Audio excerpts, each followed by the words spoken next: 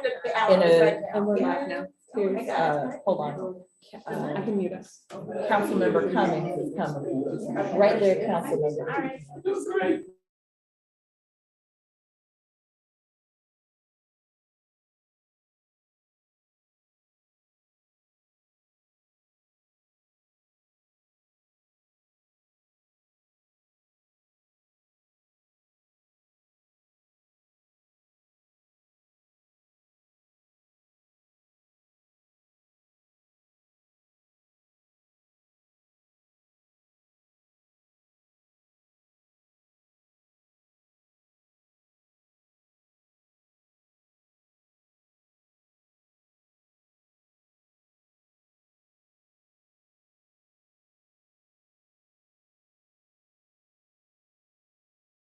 Right.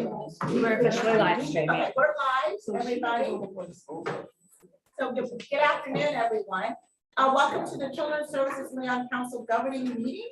Today is November the 17th. The time is now 4:09 p.m. and I want to call the meeting to order.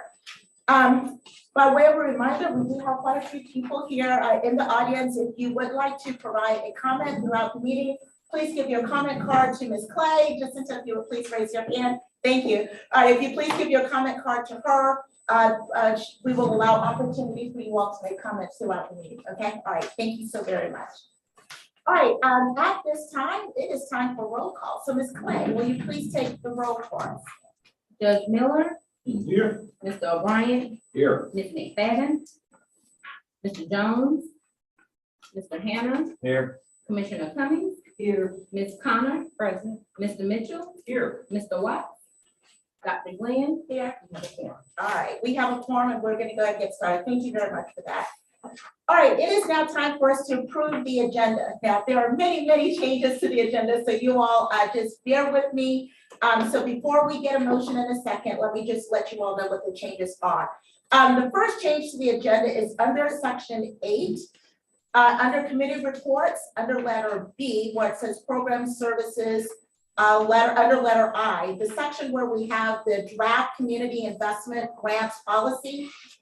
We need to go ahead and remove that from the agenda. We're going to discuss that in December at the December 15th council meeting. So I wanted to make sure you all were aware of that. The second item is under number 10, under C, where we have family support services. We are also going to move that to the December meeting. And then the next change is on the back, under number, what is that, 10, 11, 13, number 13, and it is C, consideration to approve community investment grants and policy. We are also going to remove that for another time. We are also removing letter E, total, presentation for draft investments. We're just removing that altogether from the agenda. And I think all of those are the changes for today's meeting. So it's quite a few things. Yes, ma'am. Madam Chair, also under item 5, one of our speakers had a family emergency, Miss Morgan Evers, and so she will not be in attendance. So, all right. So we will be moving that to a later date. We have not rescheduled for her yet, and I told her we would work with her. So for our community impact story, all right, so the letter B under 5, Aspire, will be moved to a later time, another Yes, time, okay. Madam Chair, Yes. I'd like to move the agenda with yes, with these proposed changes, 5B removed, 8D number 1 removed, 10C removed, and 13 letters C and E both removed, and either removed permanently or moved to a different agenda. Thank you. Do I have a second? Second. All right, I think I heard Mr. O'Brien first, so we have a second. Does everybody agree to, all right, awesome, thank you very much. So we have a motion and a second, and the agenda will be as moved. Thank you very much. All right, at this time, we're ready to move on to agenda item number 4, general public comment. Ms. Clay, do you have any comment cards? There's no public comment at this time. No public comments at this time. All right, thank you very much. All right, let's move on to agenda item number 5, which is the community impact stories. We're excited to hear these. Unfortunately, we won't have one of them, as we just discussed, but I do think we do have one. So with that, I'm going to turn it over to Executive Green. Thank you. Thank you so much, Chair Glenn. So we are starting with this month to present to you impact stories so that you can see the impact that the funding that you approved for programs for summer 2022, you can see what that impact is and actually hear from those programs or representatives thereof. So today we are very pleased to have Patrice Floyd, who is the founder and director of Javacia Arts Conservatory, the Elite Chamber Orchestra, the Florida Society Youth Orchestra, and many others within the tri-state area. They received funding in summer 2022, and she will come to you today to show you how they use that funding and the impact that it had. Ms. Floyd? Where do I stand? You can come right up and stand up here if you like, or there if you like, wherever you want to be. And Ms. Here, Floyd? yeah, is there a camera? Yeah, the camera's here. I was gonna say, if you wanna, it should track you and follow you. And I have your video queued up first and then your slides. Tell me what order. So let's do the video. Let's hope, fingers crossed it works.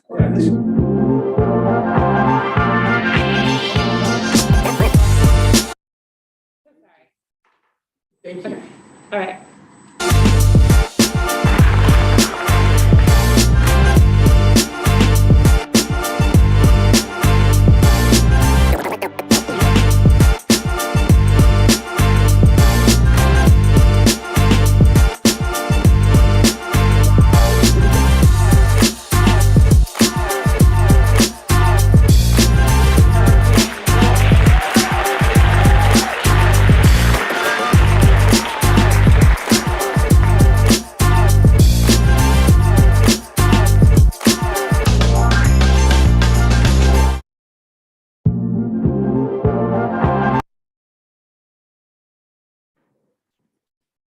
Okay, so I'm Patrice Floyd.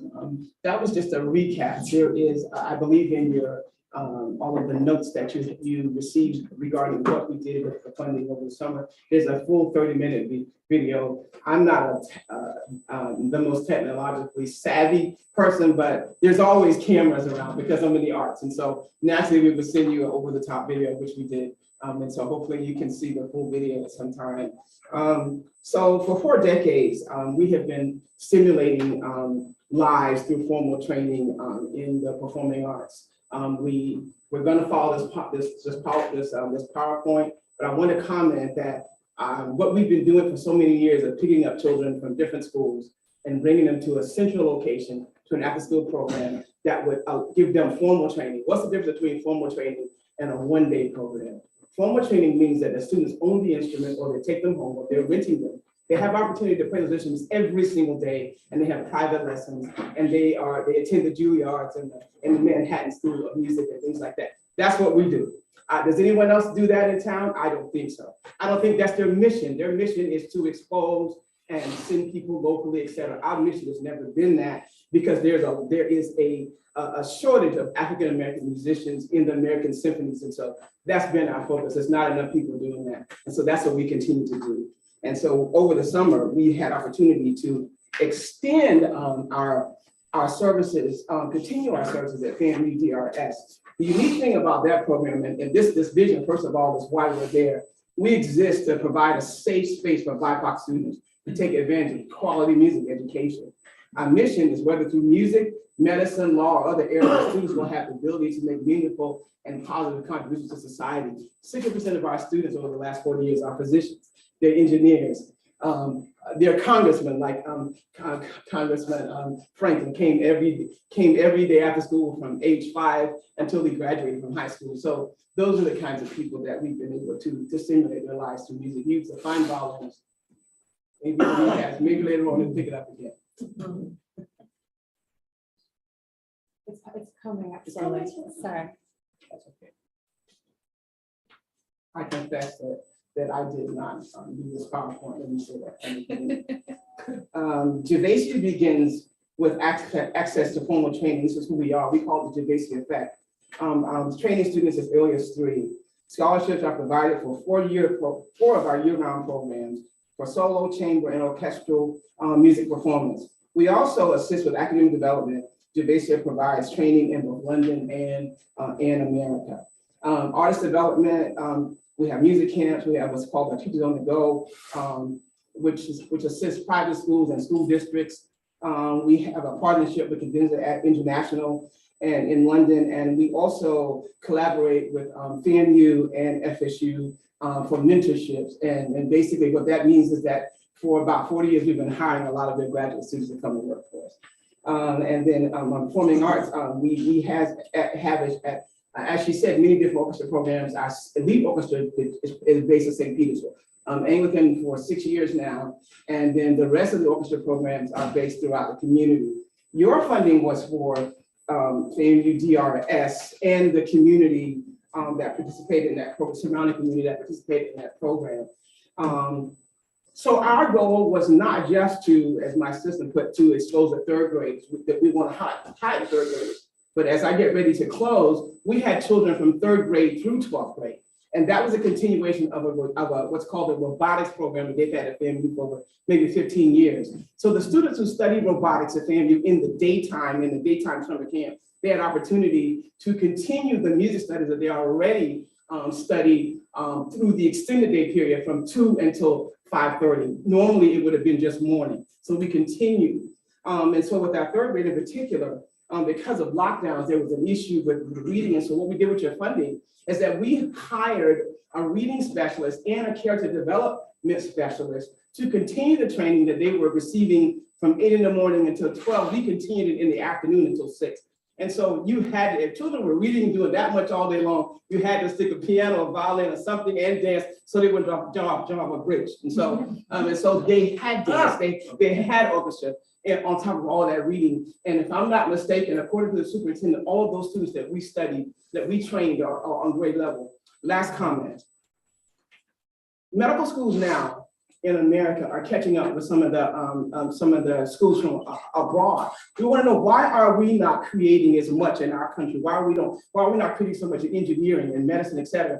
And it's tied back to the arts. And some of the elite schools are now saying that if you have not studied the arts, we may not accept you, but what we will do, since you're already here, is we're going to expose you to art. And so now you have to take arts in order to be a part of the curriculums. Why? Stimulating creativity. And so we're trying to catch up in America. I thank you for catching up in Tallahassee. As I told the council the other day, the city of Tallahassee, I said, they say that arts change and build cities. I said, no, arts builds and changes lives. It transforms lives. Thank you. We will continue, hopefully a year-round program. After this point, next time, all year, hopefully. Thank you very much. Council members have any questions for Ms. Floyd? I just have a quick question. The name stood out to me with the musical symbol. What does it mean? Javacia, my name is Patrice Javacia Minor Floyd. Oh, And okay. Javacia just means sweet cup of coffee. If you want to give me a gift, just give me coffee. I'm so hyper, I don't know why they do it. My staff lives all around the country because nobody can stand to be in the same city with me. I'm so hyper. But I'm just teasing. But it needs sweet cup of coffee. Sweet cup of coffee. How many children do you touch in each of those age categories? Right now, I'd say we're touching. We have right after school where we are now. When you continue, let me say we continue 2 days. We don't have the funding to continue, but we have continued 2 days after school, whereas we were working 5 over the summer. So we're touching each grade. Right now we have 70 kids, and that is because we do in the afternoon from 4 until 6, and then 2 days we stay until 7:30 and feed them. And so they get orchestra training in the afternoon as well. And that's because we want them to become elite players. Did they ever perform? Yes, do Miss they? Holly. Miss Holly So, has one of the performances that we did. But if you go on the St. Peter's website, you'll see the performances, and also the students that you help fund. They have a performance on December the 8th at 6:30, and so I will make sure. I'm starting to bombard. Holly's starting to know who I am, because now I'm starting to send her performances and invitations, and it's probably on my mailing list. And so I just want to say, the Raleigh Class 31 leadership Tallahassee. Sure. And- Ms. Cummings? I just want to make a comment about Ms. Floyd. She has been a musical icon in this community for years. My son is very closely associated with her children who are artists in their own right, and I just want to commend her for continuing to work with our young people and bringing that other aspect of art into their lives. The December 8th performance is where? It's a fit for Florida A&M University Developmental Research School. Okay, That's a combination of those students plus the South Side Orchestra program, which we have another program. okay. And so they all come together for a concert, and we're also merging with the band. And so if I had enough time, I don't know how we did it, but we merged with the band to have a symphonic orchestra performance. That's what you'll have that. As those kids are from our grade 9 to high school, And what time is that? 6:30. 6:30. And are we all invited? You're all All invited. right. I will send the invitation. These babies that haven't been playing that long, but you're gonna think. Thank you very Thank much. you. So Chair Glenn, if Yes. before we move on with the agenda, we'd love to get a picture with the council and Ms. Floyd. So if the council would just do this, like come to you, and Ms. Floyd, if you would stand by our chair, we're going to get a picture of all of you. Thank you. While you're doing Thank that, you again for funding us. We are elated. The students are elated. while you are doing that, I will let you know that I have heard students from Javasia's conservatory many times. The most recent time was at the Summit on Race with the city of Tallahassee. They provided the prelude music and played the Star Spangled Banner. It was What are you beautiful. trying to say? We sucking in? Ready? Oh, no, y'all got it. Ready? I'm good. 1, 2, 3. 1, 2, 3. And hold on, I need one for the story too. Yep. Awesome. Thank you. You're very well appreciated. Thank you. Thank you. 31. Madam Chair, Yes, sir. if I might also join Commissioner Cummings, I'm delighted that the superintendent has in the past supported, we have supported the activities of Javasia Arts Conservatory. As a district, we realize that these enrichment activities, not only for the children, but also the young people who witness this activity, helps to encourage and broaden their horizons. I know that in the past, we've had our Title I schools in attendance at their concerts, and because of the quality work that they do, but really their talent, quite frankly, is yardstick by which others can be measured. And I am a huge fan of Javasia because I am a huge classical music buff, and I'm grateful to have our friend to come and present to us about what has been her fantastic stewardship of the resources provided. So congratulations. Thank you so much. Professor. Thank you very much. Thank you. Thank you. Thank you. Back to you, Chair. Thank you very much. And I do want to thank the staff for bringing these community impact stories to us. This was just very helpful for us to actually see the dollars at work and what's actually happening in the community. So thank you very much for that. Thank you. All right, everybody, let's move forward. The next agenda item is the approval of the consent agenda. So I hope you've all had an opportunity to review the consent agenda. In the agenda includes the minutes from our October meeting, the financial report from October 2022, the executive director's report, and then also as a part of that is the RFP for the financial audit services. So I do hope you all had a chance to review the RFP. It is on page 13. They did make the changes that we requested as a part of this new iteration, and it is now ready for final approval. So with that, do I have a I would request? like to move the consent agenda. Second. All right, so we have a motion, thank you, I can pull it out, and then also a second, so thank you very much. Let's get a vote, is everybody in approval, agree to approve, okay? Yes, all right, all right, okay, great, all right. So thank you very much, the consent agenda is now approved, which also includes the approval of the RFP for the financial audit. Okay, let's keep going. It is time for the general counsel's update. With that, I'm going to turn it over to Mr. Rowe. Thank you, Madam Chair, and I have two. First, I've received all of the executive director performance evaluations from each council member, and thank you all for getting them back to me so quickly. Our original timeframe had those being presented to the executive committee at its public meeting, which was scheduled for last Thursday. That meeting was canceled in light of Hurricane Nicole. So instead, the executive committee will reschedule a meeting to be held before the December meeting of the full council, at which time they will review the results of the evaluation process and formulate their recommendation resulting from the evaluation. which will be presented to the full board at December 15th meeting. Next, I mentioned this at our August meeting, but wanted to reiterate it again today as we approach the next funding cycle, during which council members will vote on whether to award funding to the applicants. As public officers, the council members are required to vote on each and every official action which comes before the council, unless a vote would result in a conflict of interest. In this context, a conflict of interest can arise when a council member votes on a measure which could result in statutory languages, special gain or loss for the council member. The Commission on Ethics has interpreted that phrase to mean economic benefit. So you're generally prohibited from voting on a measure that would result in an economic benefit to you, a relative, a business associate, and all of those terms are defined in the relevant statutes, by the way. Relatives, benefits, etc. If there is a conflict of interest, you're required to abstain. But more than just abstain, you have to announce publicly at the meeting where the vote is taken the nature of the conflict. You have to abstain from the vote. You have to fill out a form that's promulgated by the Commission on Ethics. It's Form 8B, which is included in your agenda package, which divulges the nature of the conflict. And then that form has to be filed with the keeper of the records for CSC. And it becomes basically part of the meeting minutes. Now, sometimes a conflict of interest cannot be waived simply by abstaining from a vote. For instance, if you in your private capacity own a company that provides children's services, you are prohibited by the ethics laws from receiving money from the council to fund your company. You're also prohibited as a member of the council from awarding to your own business. That's not the type of conflict that can be cured simply by abstaining from the vote. However, many conflicts have exceptions. Right? It might seem like an conflict on the surface, but there are exceptions set out in the ethics laws by which, although it may appear that there's a conflict under the ethics law, there really aren't. And you would be entitled to vote on the measure.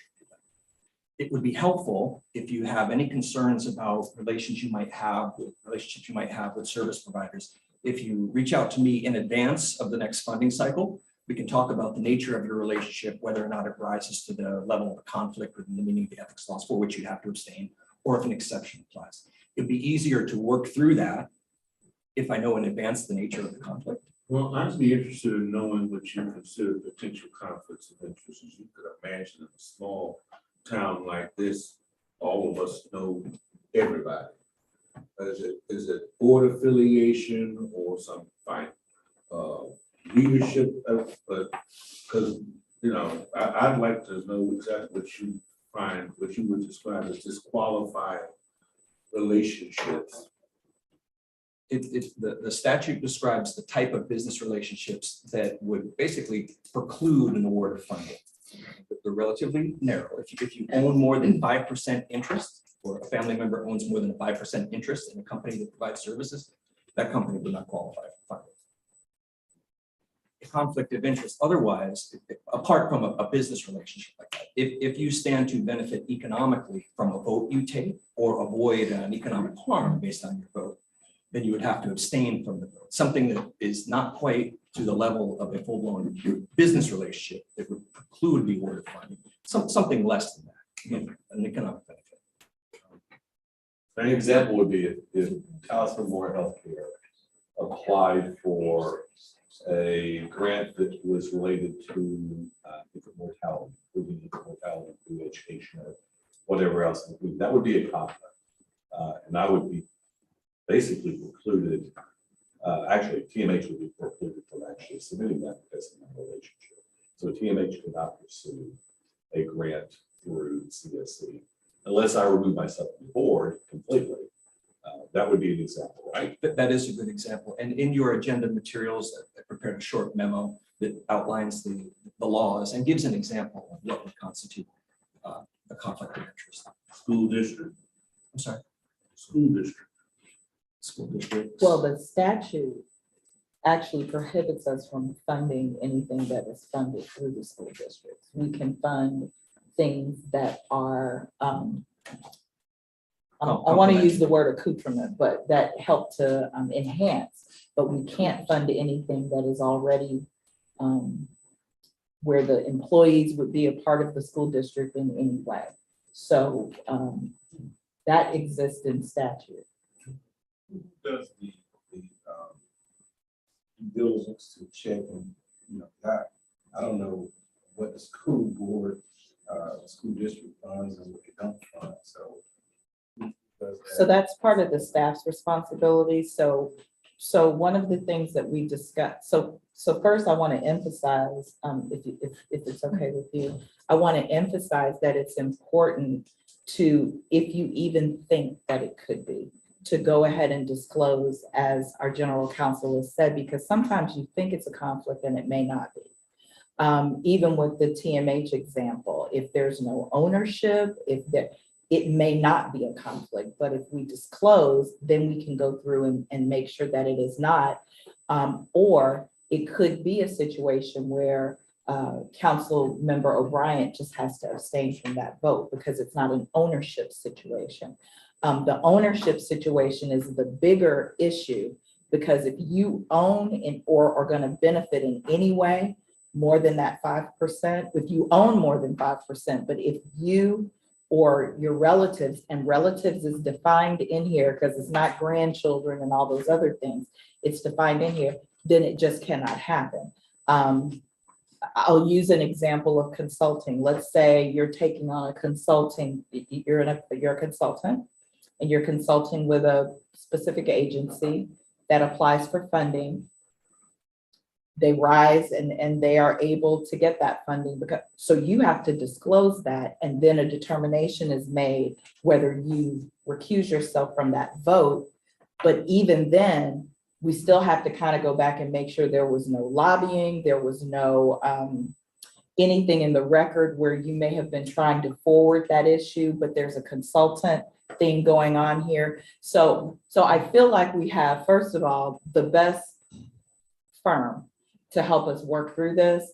And then secondly, we, outside of the cone of silence of any of our RFPs, we will notify when any organizations apply, so that if you think you may have that, you can let us know.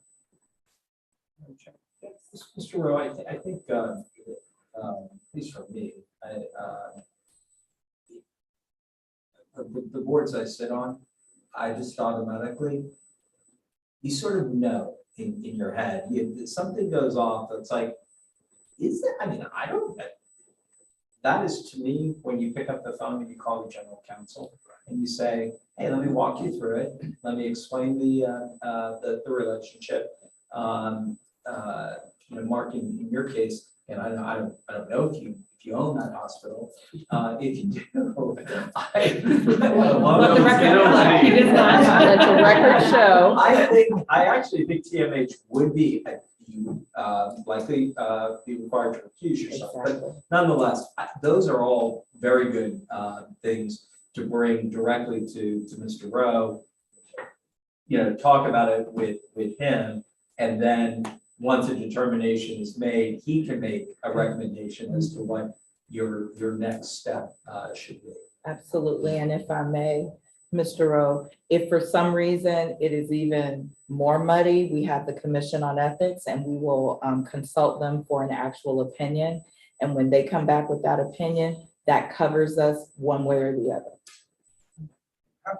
What type of lead time would you know, so they could, check and see if I may or may not have, how much lead time would you have to, just cover the bases and make sure that.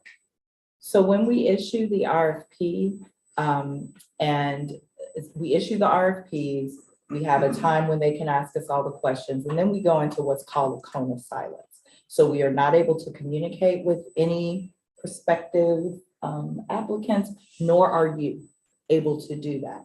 Once we get out of that and we are at a place where they have been scored in in the proposal, normally we will ask them if they see a perceived conflict, or if they feel as though some member of the board has a conflict on whether they would get the award or not. So they have the ability to disclose that.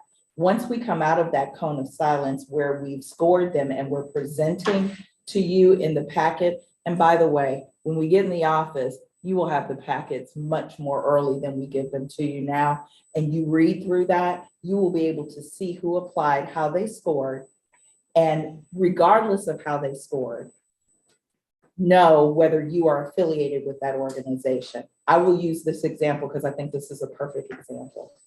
Early Learning Coalition. We have to sit on the Early Coalition as a part of their statutory requirement. So Mr. Mitchell is our representative on the Early Learning Coalition. He actually serves as treasurer. So if we are in a situation where we are voting to approve, you all are voting to approve some sort of relationship with them, some sort of funding to them, Mr. Mitchell would disclose that and recuse himself from that vote. That's probably the best example, because we are not, how do you say it? I'm using a double negative. We are not gonna fund them because that is a relationship we want to maintain if it comes before you. So you will have time to look at any of those organizations.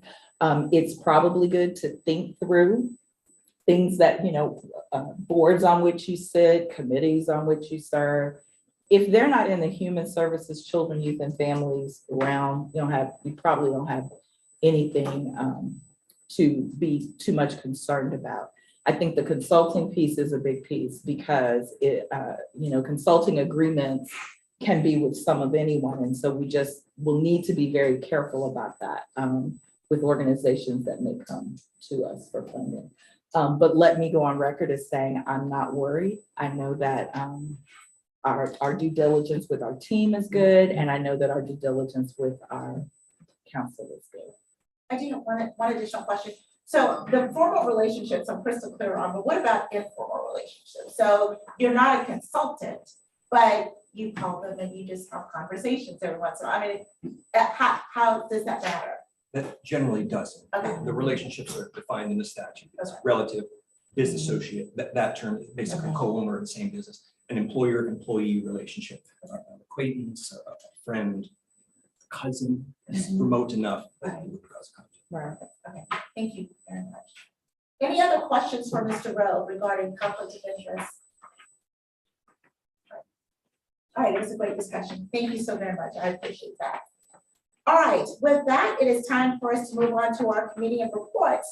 And I don't see Ms. McFadden here. I see that we're supposed to have an investment work group. Is there someone else? Yes, so I will give a brief update on that. So the investment work group did meet, and for the record, Councilmember McFadden had another board meeting that was scheduled for this exact time. And so she deferred to that one, and rightfully so.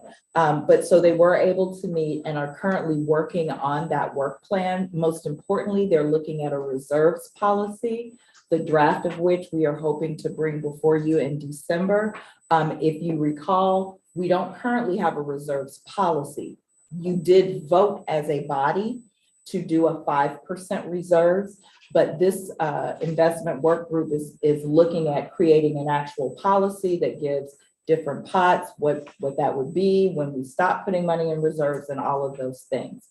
The other thing that they discussed that we will most likely be moving forward with is an RFP or an ITN for an advisory group, an investment advisor group, and whichever group is chosen, a part of that scope of service will be to help us come up with a proper investment policy.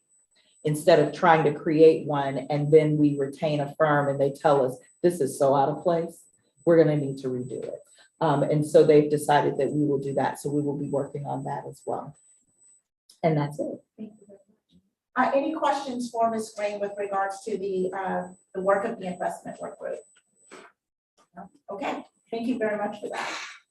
Okay, it is now time for agenda number 9, Integrated Information Management Solutions Award Recommendation. I saw that in the packet. Ms. Green, I'll turn it back over to you. Yes, thank you, Chair Glenn. So I am very happy that we are at a point where we are looking to get an IIMS, which is what we're calling it, an Integrated Information Management Systems Solutions. And so the evaluation committee that came together to evaluate the respondents and give a recommendation did choose a chair, or rather he volunteered, and we're so happy. So at this time, I am going to ask Mr. Brian Boyd, who is Director of Applications in the Technology and Information Services area of Leon County Schools, to come forth and present that memo. Brian? And you can stand right there and be fine. No, you can come up to the table. You can go anywhere you You want. go anywhere you want, Brian. And I'll ask you to refer to page 41 in your packet. You don't have to read it verbatim. Oh, okay. So essentially, what the memo says is that it just explains the process we went through. So we went through a very comprehensive process. There was an RFP. We did have one respondent, and the committee got together. We reviewed all the requirements that were in the RFP. We had a few minor concerns, but we talked through those. But we thought that the one respondent we had was a very strong contender. And we took a vote, and we did decide unanimously to move forward with making the award. Perfect. I do have one quick question. I realized that there were actually 2 respondents, but one was not eligible. What was the reason why we had to exclude them? So it wasn't a response. It literally said, we can do what you ask us to do. That's what it said. Okay. So it was considered non-responsive. So there, in the RFP itself, there's very clear criteria of what would be deemed something non-responsive. And one of them is the inclusion of Form A, which it was not included. So right off the bat, that would be one. The other one that would deem someone non-responsive, even if they just said, yeah, we could do that, but not for that price, it is if they didn't have the relative experience, years of experience. So those would be the 2 criteria as defined in the RFP that would deem them non-responsive. They had the years of experience. They did not include Form A. So immediately we said they're deemed non-responsive. Okay. Okay, I do have a follow-up question, but I do want to get to Mr. O'Brien. It might also be useful for us to understand who participated in this process and the expertise that might have been around the table. Okay. You want me to do it? I'll read it, yeah. I was like, it So- should be in the memo. So it's in the memo, and so the designated solicitation committee members were Brian Boyd, who is here with us, Roxanne Campbell, Eddie Gonzalez Luminier, Don Lindsay, and Abigail Sanders. All of these persons are very well versed in information technology and know our needs very well, what it is we're trying to ascertain with this system. So we felt very comfortable with them doing the evaluation. Can I add a comment, just one? Sure. One of the members was, I think per Mr. Mitchell's comment was, we don't necessarily want everybody to have like the super in-depth experience of information systems, but wanted to have some community representation. So we did approach a member of Leon County, Ms. Abigail Sanders, who actually runs and is involved with the Community Human Services Partnership, CHSP. And she, sitting through the demo with this particular vendor, was like, wish list of things that I wish I had. So just wanted to kind of, that makes me feel really good knowing that someone who's kind of in a similar situation of issuing community investments around human services or children's services, that their system, this system, I don't want to say will be better, but Really going down but that. like, just this idea You of could say it. things that we want to make sure are included in the system are items on her wish list for their system as well. And of course, our system's going to do a lot more. It's designed to do a lot more. But so I did just want to add that one little caveat. And then if Mr. Boyd wanted to kind of like the conclusion statements of why they made the recommendation is on page 2, if you wanted to share those. Okay, so WebAuthor earned a 92.9% on its Form C response, demonstrating its ability to meet the technical requirements.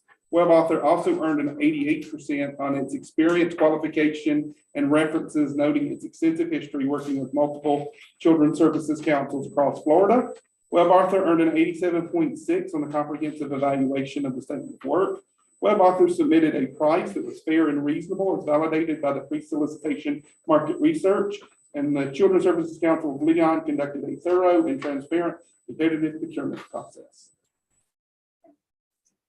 Yes. One question, Mr. Boyd. Yes. One, I read this, I'm totally good with it. But I am curious, from the cost perspective, and this is something you deal with on a daily basis. Yes. It seemed very fair to me on procurements I've seen. How did you score it? As someone who does this all the time, is this really I understand the statement that it seemed fair and reasonable, but can you be a little more specific about your scoring and? Are you talking about just from a price perspective or Yes. kind of overall? Well, from a price perspective, Holly actually did the market research. The price wasn't actually a big part for us, not until we kind of come together and discussed it. And I kind of agree with you. I mean, I'm part of procurements for software for the school district all the time. So I did kind of think it was very reasonable, but I think that is web author understanding their target market. And like I said, they do kind of target children's services councils like this. And I think they know they do have budget restrictions. And so I think that's why they probably have a fair price. Great, thank you. And I wasn't as concerned about the price. I know that's what you did. And I was, it is, I mean, you have that expertise. I totally get it. Not in this field, I know. I like competition because I want to make sure we're comparing one to the other. So I was really disappointed to see that we only had one respondent. But I guess my question to you as a professional, given the fact that we only had one response, you didn't have anything to compare it with, do you, in your professional opinion, honestly believe that we are getting a valuable contractor to do the service that we need them to do? When we got together a couple of weeks ago, the big thing for me and the big kind of point I kind of drove home was I did a little external research and I looked at every other children's services council that I could find in Florida, and every one of them uses the software. So to me, that kind of makes the decision a no-brainer because, if everybody kind of is using the same thing, then, it seems like it works for the other councils. So I don't want to make the recommendation. And this, just from a technology standpoint, the other thing we really liked about it is it's built on Amazon Web Services, which is currently like the technology leader. And a lot of corporations now kind of have all their applications hosted by the Amazon cloud. So the fact that they went that way makes us really confident in the software from a security and a reliability standpoint. Thank you very much. Any additional questions from anyone for Mr. Boyd? No, I just say thank you, Brian. You have a full-time job during the day with us, and for you being willing to be a part of this, and vet this company, and really appreciate it. So thank you. Thank you all so very much. Thank you. Awesome. Nice. Loaning their talent to us. So thank you all. Thanks once again to Mr. Boyd and for all the work that was done by your committee. Given the fact that they have presented this, do I have a motion and a second to approve this particular? All right, we have a motion. Do we have a second? I'll second it. I'll second it. All right. So we have a motion from Ms. Cummings. We have a second from Mr. Mitchell. Is everybody in agreement? Public comment. Oh, public, I can't. I'm so sorry. Do we have any public comment at all from anyone? No public comment? Okay, all right, no public comment. All right, so let us vote on this. Is everybody in agreement? All in favor, say aye. Aye. Do we have anybody who opposes? All right, so the ayes have it, and this RFP is now approved. So thank you all very, thank you very much, Mr. Boyd. Thank you so much. And so just a point of information, not really clarification. So we will move into, and I've already been jumped the gun just a little bit and started working on the contract. And so we're moving into that stage of it, and hopefully we will be in business. So that was going to be my question now that it's approved.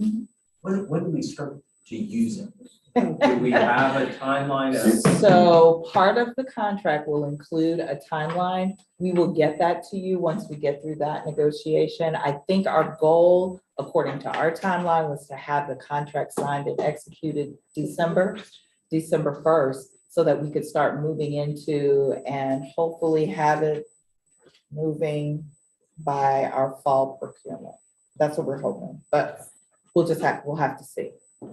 Madam Chair, it was Mr. Watts who's the chair of this Yes. committee, right? Yes. And I know he's not here, but attaboy, Terrence, wherever you are. Yes, look, I won't disclose in a public forum, but he had a birthday, so I'll say that. All right, thank you very much. Thanks for everybody's comments. Okay, let us move forward. It is time for us to continue the conversation that we began last month when we were talking about the draft strategic framework. And so with that, I am going to turn it over to Ms. Green again to lead that conversation with us. Thank you so much. So if you remember last time, we started discussion on the strategic framework, and you had asked that we send that to you and you have the ability to look through it and submit any questions, comments, and you did that, and thank you so much. So we came back to you with the strategic framework with some justifications on how we came up with the proposed amounts and timelines. And we even have people who are here to help talk through some of the thoughts that we came up with as we move into the space of getting, and I'm going to introduce them in a second, of getting to where we want to be as far as priorities. So I can't, okay, so there it is. So as you know, we start everything with our theory of change, where we are, how we want to get there, and what we hope that result is. So you all have seen this ad nauseum. I won't go through it. The next thing you asked was to actually see the dots. So here are the dots so that it reinforces where you wanted the categories to be for us to look at for this strategic framework. And so now we have the investment categories that have been suggested. So there are actually notes here, and normally I don't read verbatim, but I am going to read verbatim because I want to make sure that everything that I need you all to hear, that you will hear. So this list of the top 7 are from the DOTS exercise. So 1 through 7 are from the DOTS exercise. And then the 8th category, if you remember, was done at a subsequent meeting to add that youth gun violence. That is the only reason it has an asterisk. That's the only one. The bolded ones are where staff proposed starting initial investments, as the other ones, and they are not listed here, can either be folded into the bolded categories or will require a collaborative approach with additional community partners. So when we say the other ones, we're talking about anything 9 and further. And so the dots show the 9 and further. And if you remember, we said we would try to weave those into as many of the priorities as possible. The strategic framework is not a full plan. And I like the word framework because it keeps it dynamic and allows us to move it and move that needle when we need to. But it's more like a roadmap to help us get where we want to be and help us navigate our next steps. You know this well, we can't do all things at once.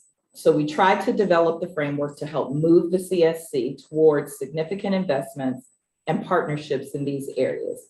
So the bolded ones are where we propose the council should start. High quality early learning experiences, family support services, prenatal and postnatal supports. And the beautiful thing about this, in our opinion, is that parent engagement and family navigators, and for that matter, family supports, which we will not talk about today, can be woven into each of these 3. Next slide.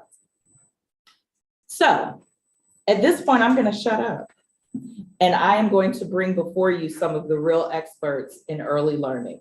So joining us today are 3 different people, and they will come at various times. So first we have Aaron Smeltzer. Aaron. So Aaron is CEO of the not the Florida Children's Forum, the Children's Forum, because I think they're about to go national. And she has joined, are you already national? As of last week, yay. Congratulations. So she is here to help us talk through some of those initial investments that we are proposing as a staff that helps us start right away.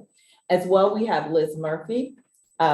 Council member Mitchell knows Liz very well. Liz is the CEO of the ELC of the Big Bend and is great in our community. And then we have Brooke Bruner. Brooke, I'm going to mess your title up. So say it. For the purposes of today, I'm the Director of Early Childhood Programs in Leon High School. Yes, and helps to oversee Early Learning Leon, which is a function that has come together to really focus on the early learning and the quality and getting us to kindergarten readiness and third grade reading. And so part of the reason Brooke is here is to talk a little bit about the grade level reading campaign.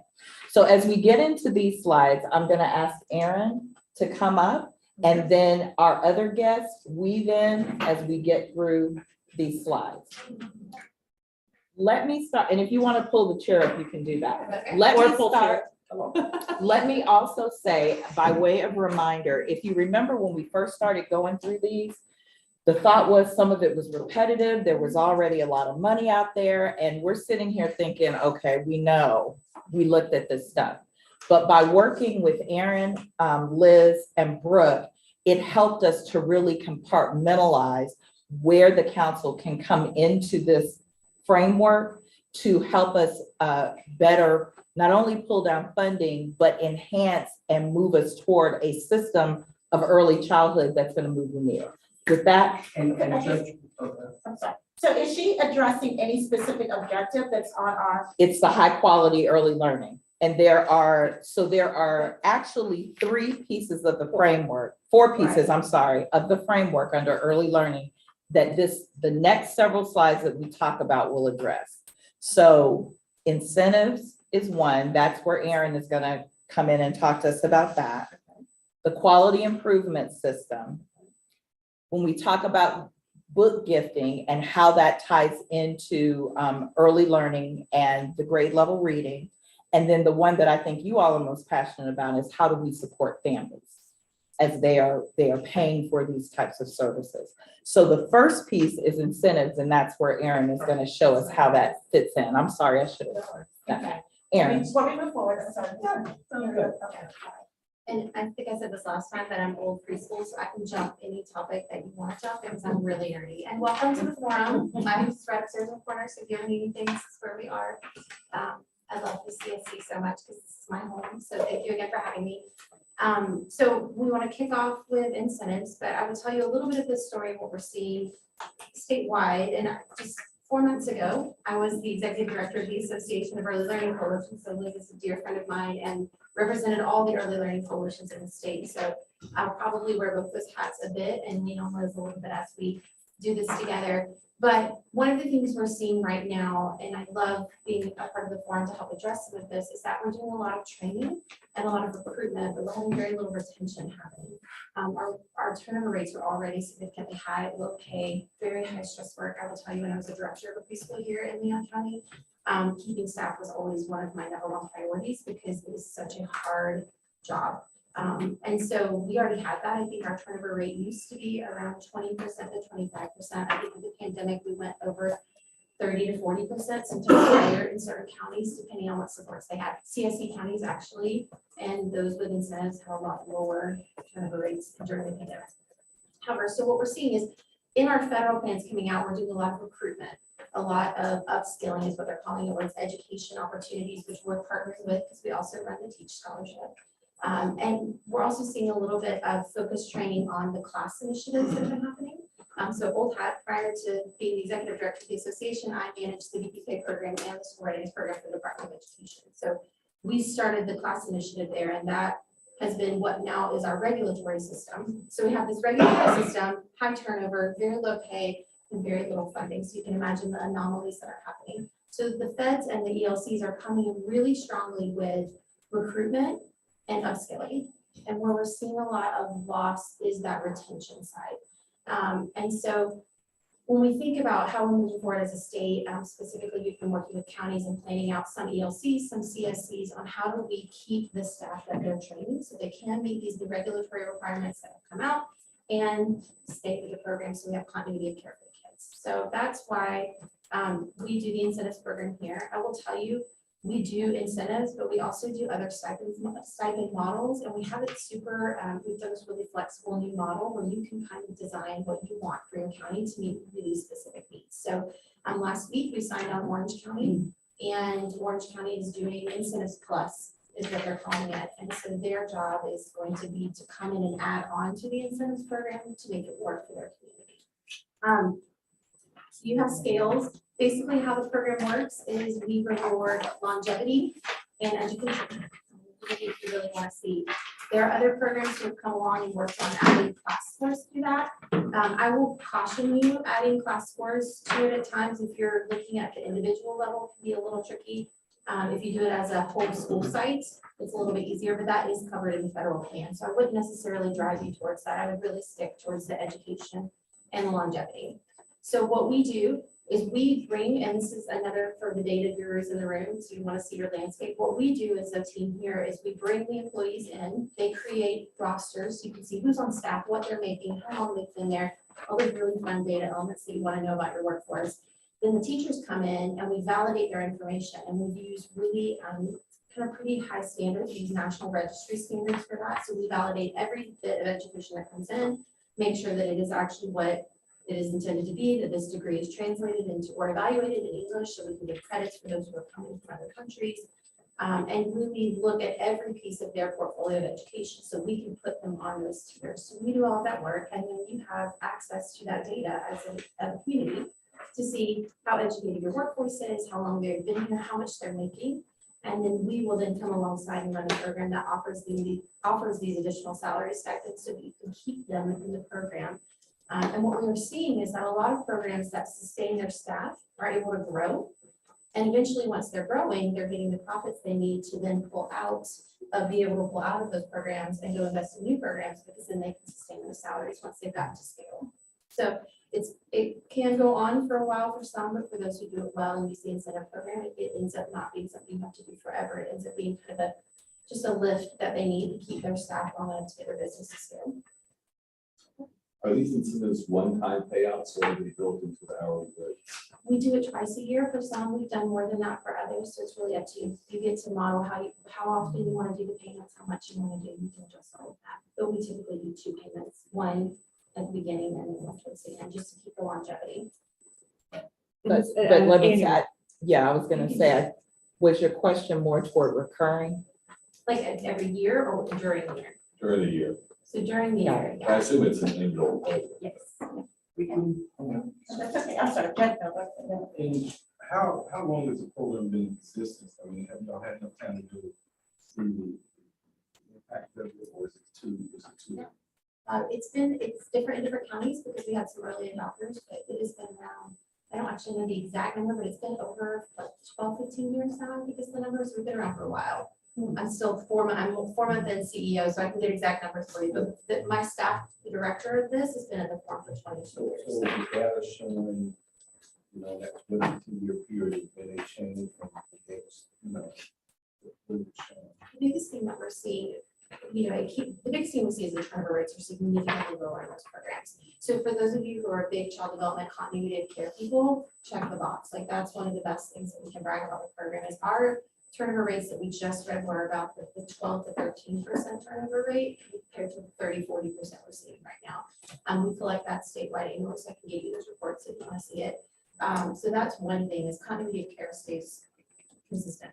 As far as the other data that we're seeing is that model I showed you, where as providers are growing and able to keep their staff and add classrooms on, and they're not constantly in that churn of employees, they get to scale and then they don't need our help as much. So we're able to back out and invest in other programs. So that's been a new data point that we're seeing pop out. one of the things I've seen, the parents report, I understand some judgment we don't have it.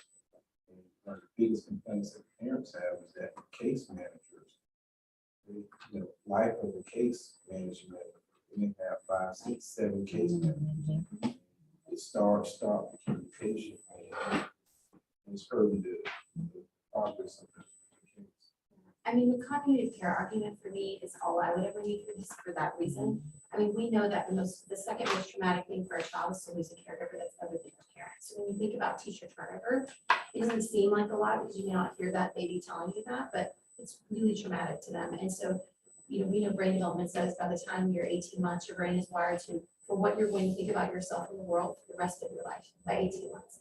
If you think about the churn of in-pay caregivers, because those are usually the lowest paid teachers, those are the ones who really are getting the biggest impact for this, and that's our most detrimental age to lose a caregiver. So continuity of care for me is a win, but if you want to hear about the business and the scaling and not having to keep investing, you can go the other way and look at it. That's just for setting up business in the beginning.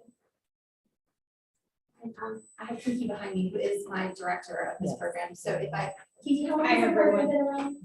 Since 2004. Yeah, there we go. That's close. 12 years. Yeah. Month 4, check it off. I'm getting it down. Any other questions? I do.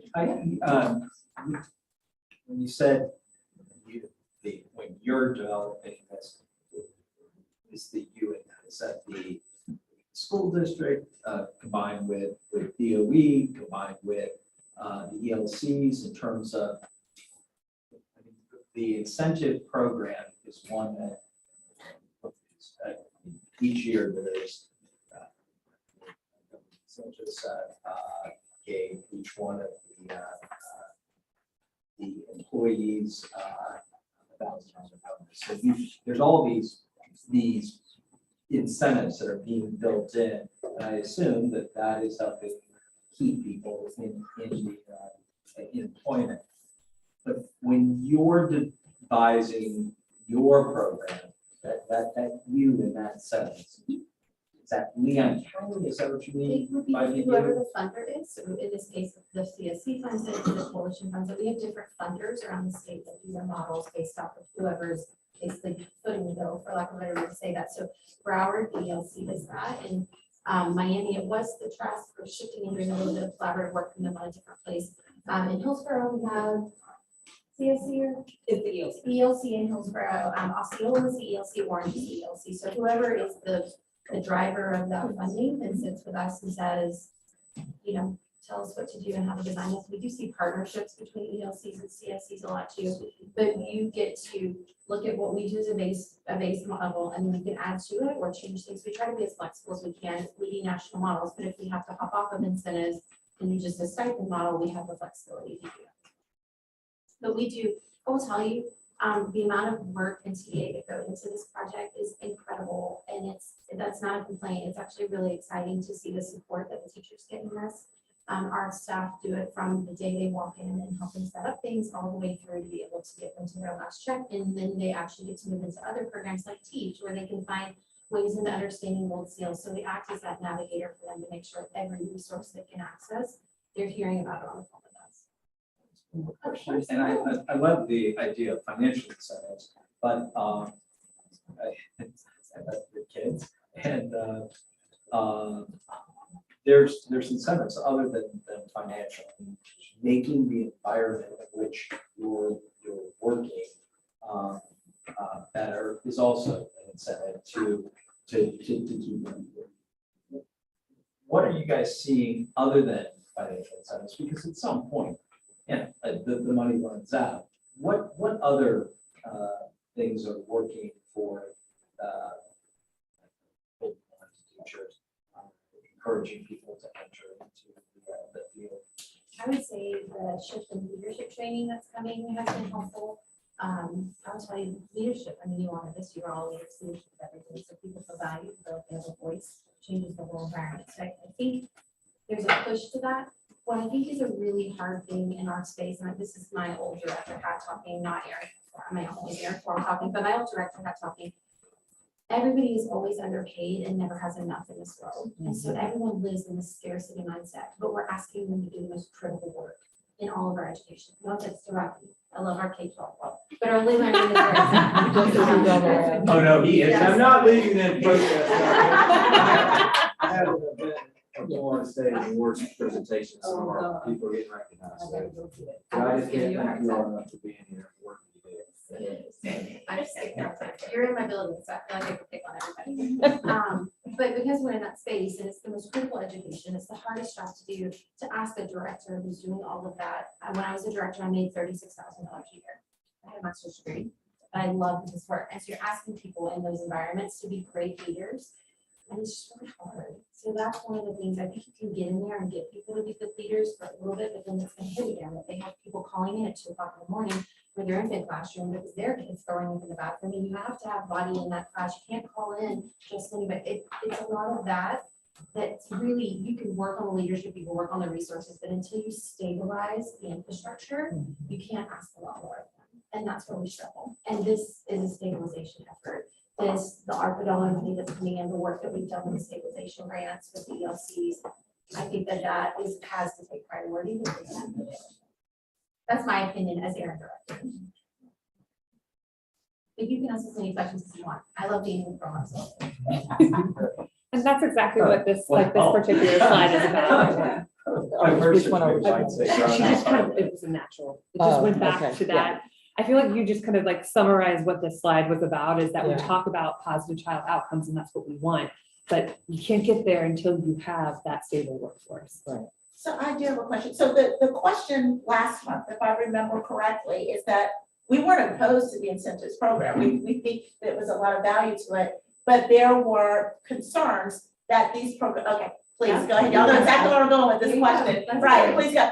How do we ensure that the dollars that we are investing are not duplicative in any which way? And I don't know, Liz, if you want to slide up here with me while we do this together, but I'll tell you, so this is actually a really great slide. ARPA, they have it in the two, they have it, it's not exactly these words, but they have it in these categories. So there's a chunk of money that goes into recruitment, and that's going to be your getting them in the door, paying for their DCF training, for introductory training. Those really like, here, let's make us attractive to you. The next chunk of it talks a lot about quality improvement. And what's interesting is in the third section, it talks about the recruitment and retention things mentioned before, but nothing actually on retention is mentioned before. I actually did a control search to make sure I didn't miss the word.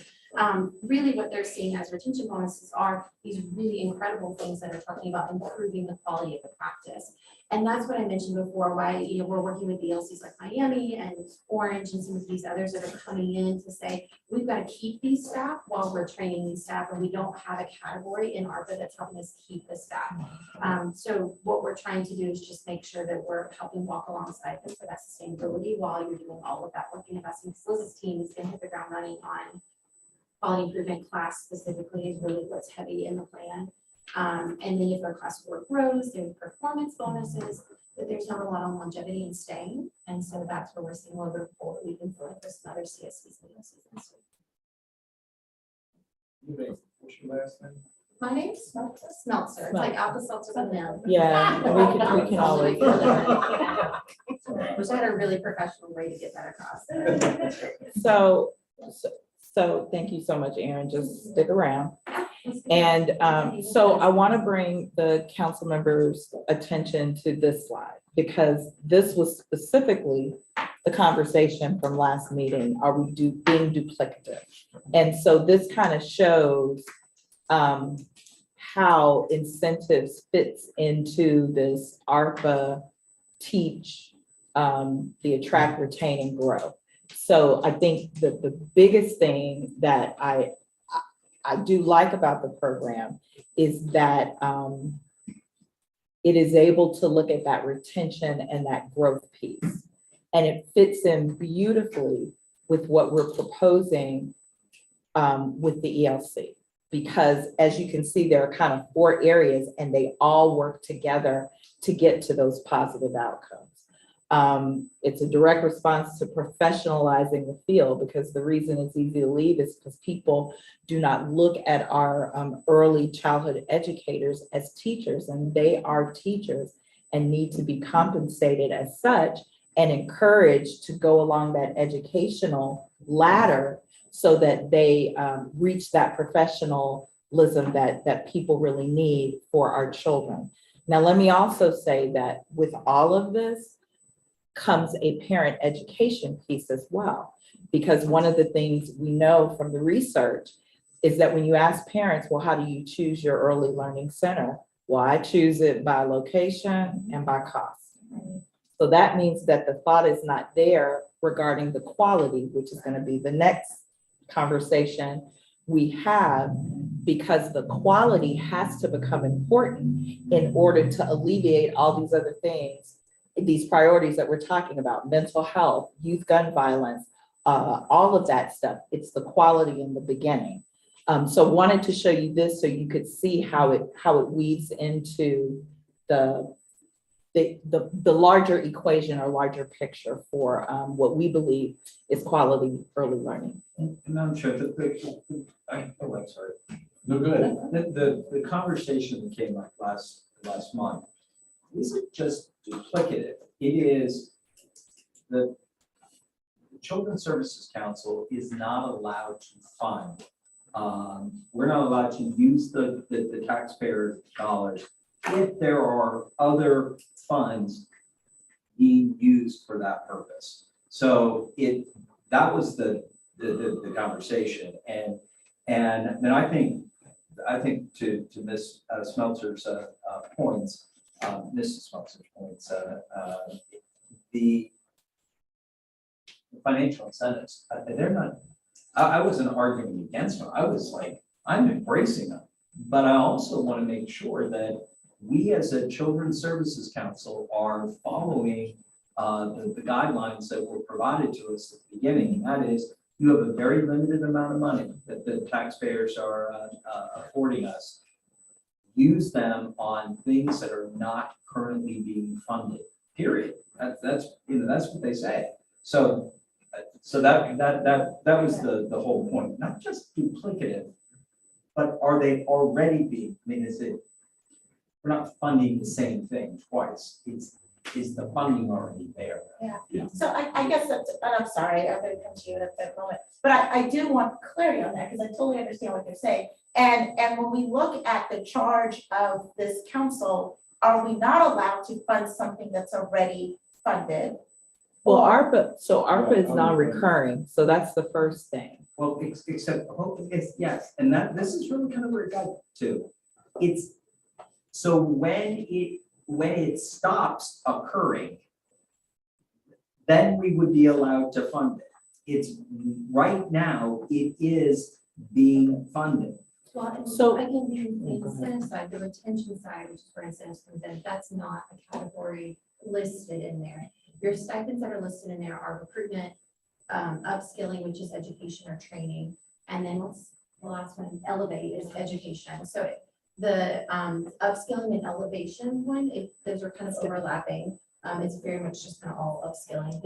They do mention the word retention one time in the third paragraph that talks about like administrative costs for ELCs, and it says the retention things above, but it doesn't actually have anything on longevity or retention. It's all on if you get a training completed. And that's why I said coming alongside that, that's where the coalitions have come alongside, or the CSCs and said, we're training, giving them payments for training, but we're not keeping the staff that we're training because they're going away. Like what do we do to reward them for staying? So the staying reward is what's missing from the ARPA. And that's, I think, why they were trying to wrap themselves in.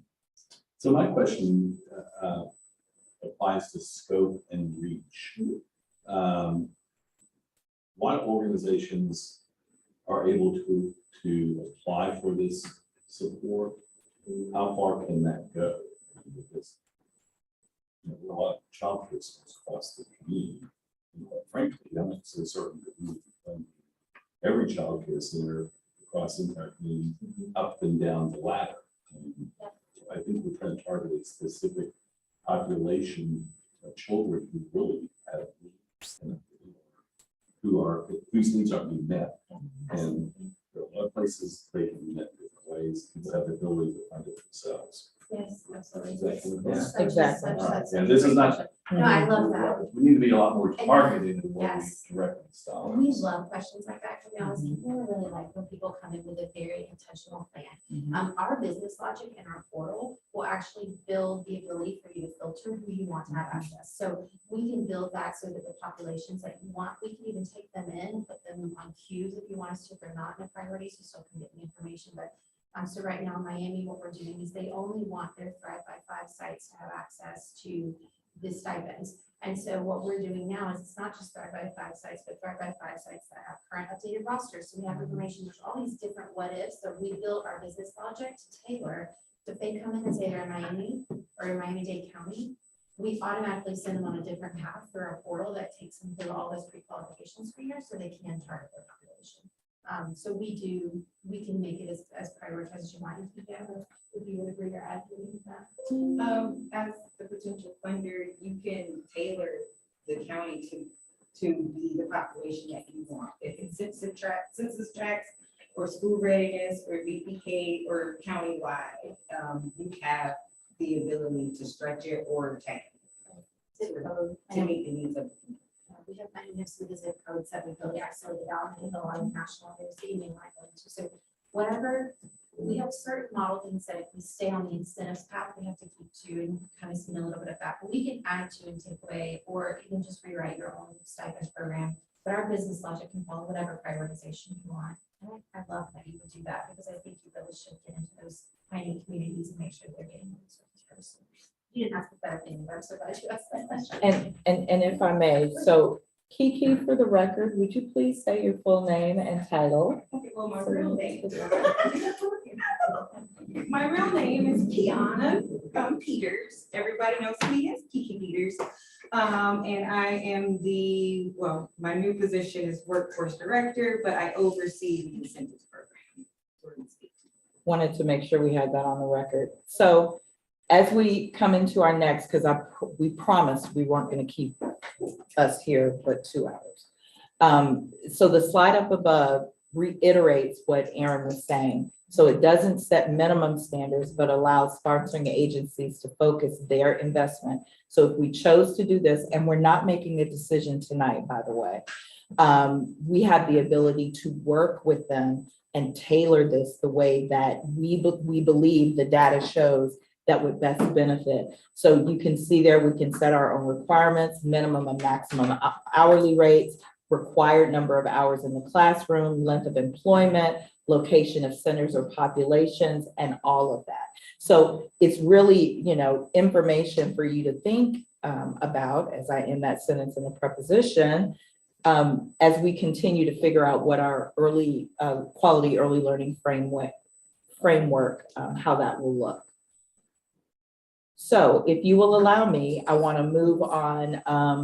Madam Chair, Yes. Madam Director. Yes. To my colleagues.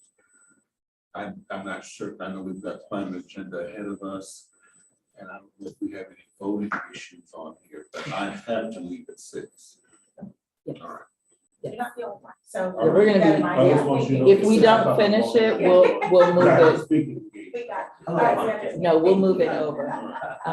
So this next slide just tells you that this incentive program is administered by the Children's Forum. They are the sole source for this, and we'll get you these slides, tells you all the stuff. The forum is now a national organization, which is awesome. So we talked about strategy 1. So strategy 2 would be supporting a quality improvement system for all providers. So quality improvement system. So this gives you some numbers on the centers that are currently in our county. So the continuum for centers is going from registered to licensed to contracted to accredited. Right now, we have 206 centers, schools, family childcare homes in our county. 117 are licensed by DCF. 9 of those are exempt from licensing. Contracted means they're contracted with the ELC and have the ability to receive school readiness and or VPK. We have 89 that are receiving school readiness, 73 that are receiving VPK, and some of those overlap. That is correct. But accredited. Out of 206 centers, we only have 23 Gold Seal accredited. And in our mind, that goes to quality. And that is something that we believe this council can help effectuate. Just a quick question, Lisa, go, so who provides that accreditation? Accredited through DCF. Yeah, well, we run that program too. Forum. Yeah, so the most actually comes to the Division of Early Learning. Last 2 years ago, the legislation. But the payments come from the ELC, funding comes through DOE, and now administration has paid. It wasn't DCF that I was about. It was DCF, okay. Back when I was there eons ago. I was just wondering, how costly is that process to obtain a gold seal? It depends on which accrediting agency they use. And it also depends on which quality indicators they choose. So they have to meet a substantial compliance to be accredited. What we typically see is a lot of people sacrifice the ratio variable because that's the most expensive, but those who do it with fidelity and do the ratio, you have to account for the lost income for the children that you can. I look at that and, okay, 206, 23, not, but, oh, it looks bad, and I think there's some regulatory barriers here, or there's some, oh my gosh, so people, they're expensive, I'll send you a chart has all the ones, so we have some estimated cost cents, so I can send you that. I mean, I want to say, I actually don't know that right off the top of my head. Do you have that? Let me find, it's thousands of dollars, so I can tell you, when I was a director, we started in AC. I want to say the cost was around like $4,000 or $5,000 back in, when I was a director, it was 2000. To apply or to go through the whole. To go through the whole Yes, process. You have to go through self-study, you have to have them visit you, you have to pay for all the processing and all that. So it's a pretty expensive process. Apple is a little bit less expensive than Macy, so that tends to be one of the more common ones, but we see 4 different accreditations, NACI, Apple, and SCCHA. I think you are top ones. I do have a question. I apologize.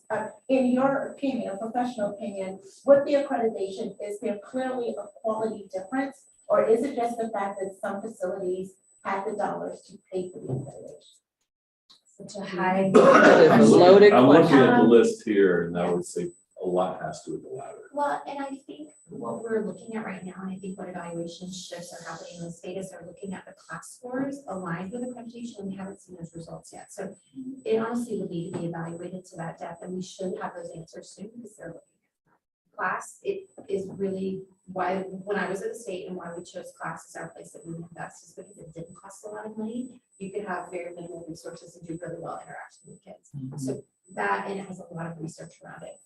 Multi-L doesn't have as much research around it. Each accrediting agency will give you their research, but we haven't done that correlation. So I'd say stay tuned to answer that question. Because we just aren't really. Just one quick comment, because I know, time sensitive. For example, I know a lot of good attorneys Yeah, that's true. who, you know, just something. Yeah. Who was next? Oh, I didn't know that. Who was next. Okay. So I'm curious to know what Carmen has to say about this, because the children are ultimately fed to our schools. So, and I think your point was well made, Mark, about how these schools, these centers are identified, because these feeder populations going to our schools, you know what you're dealing with in terms of readiness. There has to be some type of overlay where we look at children preparedness, kindergarten readiness to the centers that are oftentimes fed, their location. And I'm just curious to find out what has been your experience compared to Gold Seal. Is that some mythical designation that is reserved for firms that can afford it? Or is that something that you've seen from resource into schools that are ultimately feeding your student population? What we see at our school is twofold. So out of the kindergartners that we've had in the past 5 years, 40 to 50% of them have never gone to school. Of those that have gone to school, I would say about half of those actually entered through our pre-K program from within our district. And that other group of students, you can see a vast difference between their knowledge and the kids that have gone through our pre-K program. So the quality is not necessarily there because they've chosen to choose the nearest daycare to their home, because transportation is an issue, and those are not always the best outcomes when it comes to when you compare knowledge from one program to the next.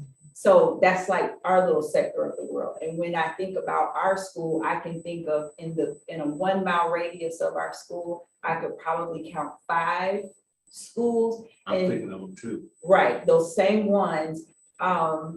Is the expectation of how a kid should be prepared coming to kindergarten. And oftentimes those kids are not prepared. They can sit, listen, and follow instructions, but do they know their letters and sounds and all of the phonemes? Not to the same caliber as the ones that have been through our programs. And this will be my last point regarding that. This is where I'm interested in knowing about both ELC and you. What about the cultural component to this in terms of instruction, right? I look at Brownsville, and I'll say them by name as Top tier. is top tier. I don't know, but they may not hold that accreditation, but they are top tier. They make a purposeful and intentional investment compared. And then there's so anyway, I see the Gold Seal. I don't know if that's necessarily the standard by which we make, because there are other standards in terms of quality instruction. And you see this too, Liz. Ms. Murphy. Yeah, so I can just say that without really being able to map out those 23 and also map out the class scores that go along with that, it would be very difficult for me to really have a strong opinion one way or the other as to whether and I hate to use the quotes, but whether the state will qualify them as a quality program. And so I think I would have to go back and map that out to really be able to provide some solid feedback for you. And off the top of my head, I can't really map those out. And so my apologies for that, unless you've done that already. Well, I didn't interrupt you, so sorry. What I would say though is this year you're going to have a different kind of data elements that's coming in. And next year, what I would be really interested in seeing, because we've got a couple of different things to look at. Our readiness rates, how we've been calculating them, have solely been looking at how a kid shows up in their math and literacy on kindergarten, at first 6 weeks of kindergarten. But what we know is that those kids probably had different, up to your point, different educational experiences. And so what you're gonna have this year is at the beginning of those programs, you're gonna have an entry score and an exit score. So you'll be able to see the growth that happens. You'll be able to identify if that program got them too late, like the damage has been so done, it's gonna take years to get them back because they never saw school before. Or did that program make amazing growth with that child, but maybe they still don't look like their peers because they came from a really difficult situation. You'll have all of that data within the end of next year. The first year's trying it out now next year. So I think what I would do as a community, take a look at your goal seal and look at that data and see if maybe they're not looking like their readiness scores are the same, but we saw them walk in and they made leaps and bounds in the year that they had them. They just got them at 4 and they should have gotten them at 1 or 2, as we mentioned earlier. So you're gonna have those data elements in the next few years to take a look at. But gold seal has been the only full quality measure I've all the state has ever had until class came in. And it's not that anyone is shifting away from gold seal at all. It's just they're kind of quality checking it with class now, because we do see the research in class. We do see outcomes getting affected drastically with the class scores, and that's why the state's incentivizing that. But the combination of gold seal and class has really qualitatively been talked pretty positively about the state what they're seeing in those programs. We'll have better data.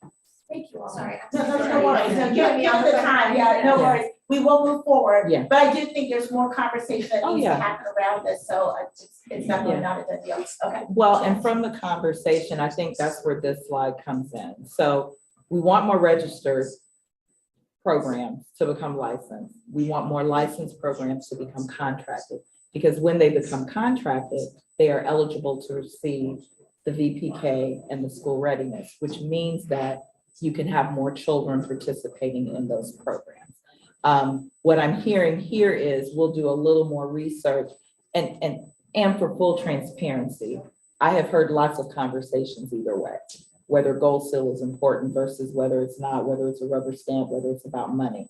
But I think for our purposes, what we want to focus on is going from registered to licensed to contracted, because that now means the ELC can work with them as long as they haven't fallen out of that eligibility. So if you'll allow me, because I know we're moving fast, is to show where the gaps in the system are. And so the gaps in the system, as you can say, is the incentivization, is that the word? Incentivization?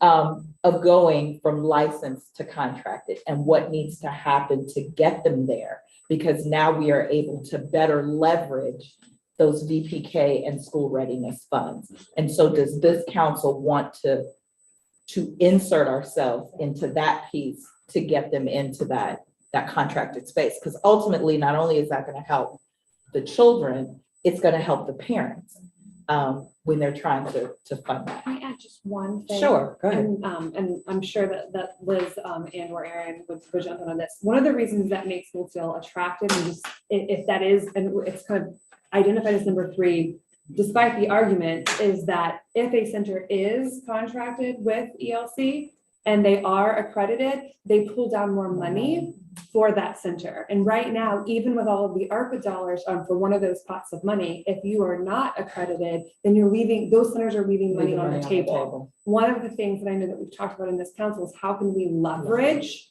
funding that already exists, not our funding, but other funding. And so that continuum, while it's not everything in like kind of area 3, it's how can we get more family childcare homes to become licensed, because ELC can't even work with them until they're licensed. Right. And right now we have 5. We have 5 licensed family childcare homes, just 5. which is gonna be a focus as we get more and more jobs that are 24 hours. And that are, you're Yes. literally having to leave your children at night. So family care homes, facilities, schools are gonna be more and more important. But we can continue this discussion for sure. And thank you, Holly, because that was one thing I did leave out about leveraging and leaving money on the table, and we don't want to do that in our community. So if you'll allow me, I want to jump to strategy 3, which is joining the Leon County Grade Level Reading Campaign as a funding partner. So Brooke, if you will, I just want to ask you to give us a little bit of a history, pretty concise, and I know I'm putting you on the spot, but just for history's sake. So CSC staff has been working on the planning committee for grade level reading. Brooke was just fabulous in welcoming us into that fold. And so my question to her was, so Brooke, are you seeing our relationship with grade level reading as you applying through an RFP, if we happen to have an RFP that speaks to something on that CSAP, and she'll tell you what that is? Or are you looking for us to be a funding partner, meaning we are investing CSC community funds into this campaign that is focused on helping our children, more of our children be at or above that 3rd grade reading level when they get there? So I know the answer, and that is kind of what I'm presenting, but I'll turn it over to Brooke to talk a little bit about that campaign and give you a little bit of history. Yeah, so I'm gonna give you the shortest version that I can. When I was appointed into this position, it was really important to the superintendent that the school district have relationships with our private provider community. Traditionally, the K-12 setting only funds just that, pre-K through 12th grade, pre-K students that qualify through 12th grade. But we wanted to have an outreach campaign to connect and partner with our private providers in early childcare so that we could build that foundation for our students entering kindergarten. During this time, in forming Early Learning Leon, we learned about the grade level reading campaign. And it has a focus on exactly what we wanted to accomplish. And so it really focuses, it focuses on birth to age 8 with regard to increasing literacy, because we know that 3rd graders that read on grade level, that is one of the #1 predictors for graduation rate. To join the grade level reading campaign, there's a pretty comprehensive community solutions action plan. And so it pulls together various partners and entities within the community to essentially put together a collective impact specifically to focus on birth to age 8. There are 3 solution areas for the grade level reading campaign, and those are early grade success, school attendance, and then what we have coined as out of school, which is also known as summer programs, but any out of school services provided to our students, because we know that that's a time that we can see gaps in learning. So the grade level reading campaign has worked diligently over the last several months to draft the community solutions action plan. And so that the overarching goals are to focus on increasing VPK participation, which also speaks to making sure that we have staff readily available to receive those children. And then also making sure that we increase our what used to be known as clickers and has now moved to FAST. That's our monitoring system for kindergarten readiness. And that same metric is used to gauge proficiency in 1st, 2nd, and 3rd grade. So all of our goals revolve around increasing those scores. But in order to do that, we have to get ahead of the children entering our doors in kindergarten. And so there's a real focus on one project that's related specifically to birth to age 3. where we're able to partner with our hospital and connect with mothers when they deliver and provide some parent education with regard to brain development. So it really speaks and teaches parents how to be their child's first teacher and really how to engage their child at a very young age on that brain development piece. And then we also have some specific projects that are related to out of school, so some summer projects and then some community outreach, which started as pop-up preschool. And so we have a really good plan to expand that and go out into the communities that need us the most. And so I think one really important piece that I left out in that very quick and brief overview is this particular campaign really focuses on our most at-risk students. We know that when we look at our kindergarten readiness scores, there is a drastic difference between the students' kindergarten readiness scores in our non-Title I schools, which range around 61%, and then our kindergarten students in our Title I schools, which range around 32%. And so we really have some pretty significant goals to move the needle in our Title I community. To making sure that our students are ready, that it happens long before they reach our school doors. Okay, so you'll see the slide. Thank you so much, Brooke. So you'll see the slide there. There are CSCs who actually lead the grade level reading campaigns in their counties. Early Learning Leon is leading that campaign in our county. And so what we're proposing is to dedicate funds to the collective impact. While we would not be funding the whole thing, we would be looking at a 4-to-1 match. So we will require the other funding partners to come to the table with at least 25%. So for example, if we chose to fund at $100,000, then the other partners, United Way, WFSU, Leon County Schools would contribute $25,000. Or you could do a 1-to-1 where we match whatever was brought to the table. We could do it that way. So if this is a strategy you want to approve, we would look to do an MOU with the other funding partners for this. I will tell you the thing that excites me the most, I'm just going to say it, are the book vending machines. There are communities that are doing that, and it is awesome, where they literally pick a book and it comes out of the machine and they start developing their libraries. So this is the strategy that we are looking at for actually book gifting. We make a motion now? No, not yet, not yet. We have one more. We have one more. And so Chair Glenn, this is what we're going to propose. We've got 15 minutes. I need to let Jacinta talk about our grand opening and some listening. And so what we're going to propose is that we move summer funding to December, but also know that we will come with a draft RFP that goes along with that summer funding. So what I would like to request is that the council really look at that summer funding strategy.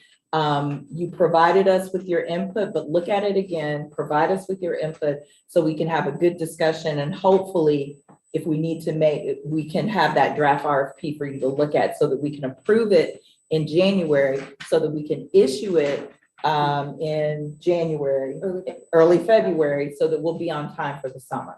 That's absolutely fine with me. I just want to make sure we get the RFP and plenty advance. We will do time that. To review it. Okay. We will do that. Okay, thank you. We'll be in our office. All right, I Yeah. appreciate that. So our fourth strategy is develop a child scholarship program to reduce the fiscal cliff.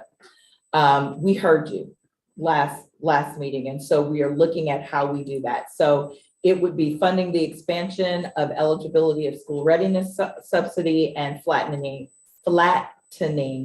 the fiscal cliff effect for our families.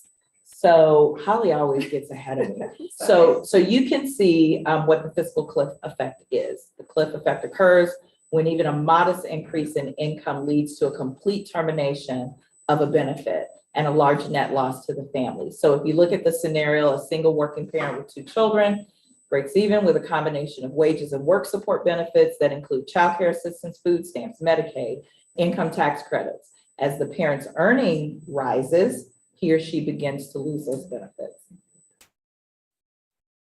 This is the inverse. Around that, okay, then this is the inverse of that. So So no, what, wait, go back. That's I'm the whole one, sorry. that's the no, whole this is the one strategy. you can see, I'm sorry. And so this is the inverse that we're proposing. The dark green line, so you see the dark green line reflects the as usual curves in terms of payments required by parents once they hit the current eligibility threshold for child care subsidy. The purple line is what happens when a community has a type of child scholarship we are proposing. It steps it for them rather than it happening all at once. Got it? Okay. Can I just add one little Yes, tiny go thing? ahead, Holly. The word FATES, you'll see at the bottom, it says Families Ascent to Economic Security. That's a program that St. Lucie implemented. We have kind of like how much they've invested. They first did it as a pilot, and they pair theirs with Career Source so that it's not just a scholarship program. And I also just want to point out that your second handout, and if Liz, you want to talk about like evidence of when we've tried something similar to this here in town and what the impact was. But in essence, that's kind of this data specifically, this grid itself is actually from St. Lucie, and what that Children's Services Council did to flatten that curve. And then, yeah. So back in 2020, we were approached by Leon County to serve essential workers or children of essential workers. And they said, how much will it cost us? But you can't serve the same families that you're currently serving. And so that's families that are below the 150%. And so we put an all call out, and in about 4 months' time, we were able to serve we were able to serve quite a bit of families. It was a total number, and it's in So is it up on the I think it might be on the It's on the screen. there it is. Sorry. 461 children. So of course, we had some parents that had more than one child in their family. So it ended up being 306 families, and 93 childcare providers said, you know what, we will take on these additional children. And this is right in the middle of the pandemic. So we were able to do this. Really, we didn't kick it off until about the latter part of September, early October. And by December 30th, we were able to reimburse $760,000. And so the need is here. The families were very, very grateful that we were able to serve them, even if it was just for that short period of time, because it allowed for them to use their financial resources to cover other expenses. And so we've tested it. Here's the proof that the need exists here and that we're able to serve. So that's just a quick. That's a real quick question. So as the state moves towards sort of setting a standard by which centers will have to meet to qualify for these funds. And one would assume that the cost would, go up. I've learned recently that the average cost, this is stunning to me, is $1,400 a month for a childcare center. $1,400 a month. My God. Anyhow, so as the standard goes up, I lost my question. You know what? I really didn't have a question. As a standard goes up, does it drive your cost up? January 15th, I have a grandfather, and I know now I'm coughing up $1,400 a month. Yeah. Right. When you think of the question, I'm here. Yeah, I don't know. Sorry. You say for one child? One child, $1,400 a month, and to me, so you're gonna get to this quality. Those that are able to meet it You know, Mr. Jones raises an important point much earlier, and that is, hey, let's make sure that they're in the right locations, because yeah, there's some really great childcare centers in this town. I mean, there really are, and they're NACE accredited back in 1993, because that's when my son was in one, you know? So I'm very familiar with those. I'm not sure that just because you pay somebody more money, you get a better setup. And that so the nice thing is, maybe this was my point / question, is as long as the state, as long as someone is going in and evaluating these and making sure that these children are getting the necessary care and education, so that when, you know, when Principal Connor opens her doors first day of school in August, and in they walk, they're ready. You know, and Brooke is not bragging about 61%, she's bragging about 91%. Yeah. And I was whether it's a surprised. Title I school or not a non-Title I school. Exactly. 61% was the standard. 32, that's certainly not, but 61's nothing to brag about. Yeah. So, And overall, we're at 50 this year. Right? Sorry Okay, about that's So- okay. We have 5 Question. minutes remaining. So